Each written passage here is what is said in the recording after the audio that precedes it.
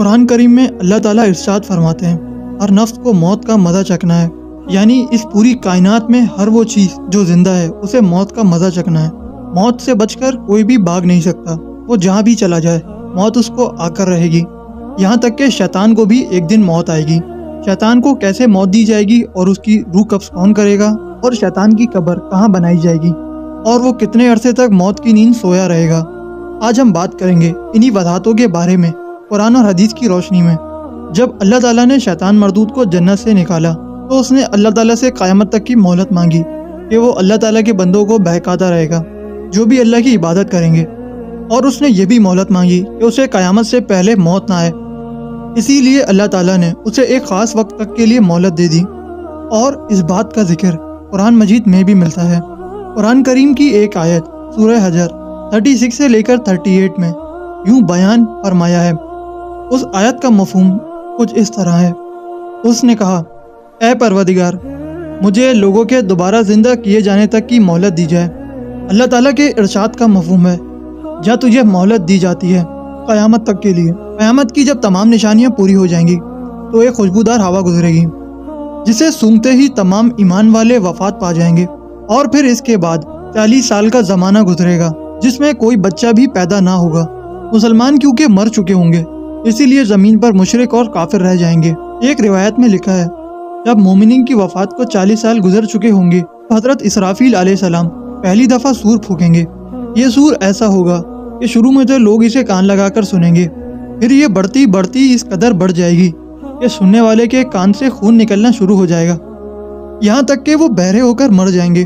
اس آواز سے انسان، فرشتے اور جنات، یہاں تک کہ شیطان کو بھی اس سے موت آ جائے گی، اور پھر اسرافیل علیہ السلام دوسری مرتبہ سور پھونکیں گے تو تمام مردے پھر سے زندہ ہو جائیں گے اور قیامت قائم ہو جائے گی۔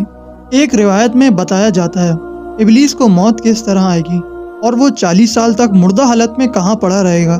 اسی سلسلے میں حضرت کعب بن عبا رضی اللہ تعالی عنہ کی مشہور روایت ہے۔ حضرت کعب بن عبا ارشاد فرماتے ہیں، جب حضرت آدم کی وفات کا وقت آئے گا تو حضرت آدم پریشان ہو جائیں گے اور اللہ تعالیٰ سے فریاد کرنے لگیں گے، میری موت سے میرا دشمن بہت خوش ہوگا کیونکہ میں مرنے والا ہوں، اور وہ شیطان قیامت تک زندہ رہے گا۔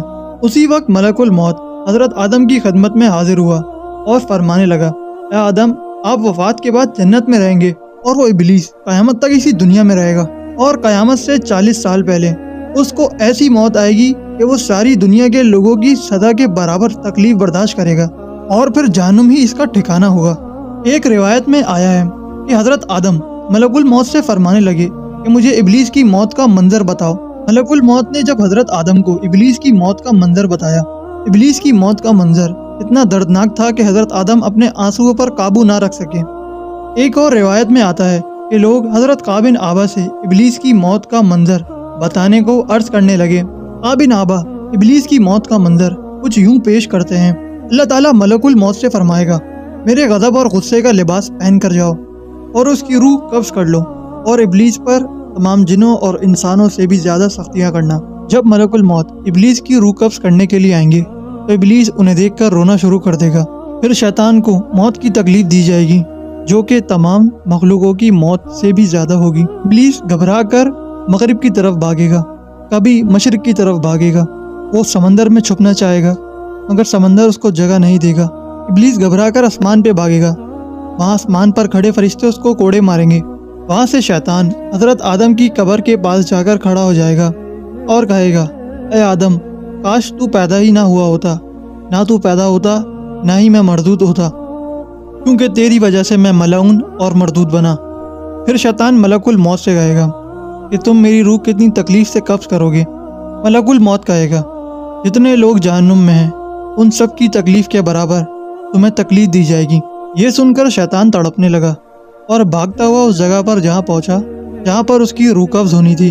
وہاں کی زمین پہلے ہی سرخ ہو چکی تھی، اور وہاں اس کو پکڑ لیا جائے گا اور اس کو اس وقت تک عذاب دیا جائے گا جب تک اللہ چاہے گا، اور وہاں جہنم کی کچھ مخلوقیں اس کو تڑپا تڑپا کر عذاب دے رہی ہوں گی۔ پھر آدم اور حوا سے کہا جائے گا، ذرا اپنے دشمن کو تو دیکھو، یہ کس طرح مر رہا ہے۔ وہ لوگ دیکھ کر کہیں گے، یا اللہ، تو نے ہم پر اپنی تمام نعمتیں مکمل کر دی، انہی جہنمی گڑھوں میں ابلیس 40 سال تک وہاں مردہ پڑا رہے گا، وہی جگہ اس کی 40 سال تک قبر رہے گی۔ پھر 40 سال بعد حضرت اسرافیل سور پھونکیں گے، پھر حساب و کتاب کا عمل شروع کیا جائے گا۔ اس کائنات کی ہر ایک چیز کو فنا ہونا ہے، وہ صرف ایک ہی ذات ہے جو ہمیشہ رہنے والی ہے، اور وہ ذات اللہ کی ہے۔ اگر آپ کو ہماری ویڈیو اچھی لگی تو ہمارے چینل کو لائک اور سبسکرائب کر دیں تاکہ ہماری آنے والی ساری ویڈیو بآسانی آپ تک پہنچ سکیں۔ شکریہ، اللہ حافظ۔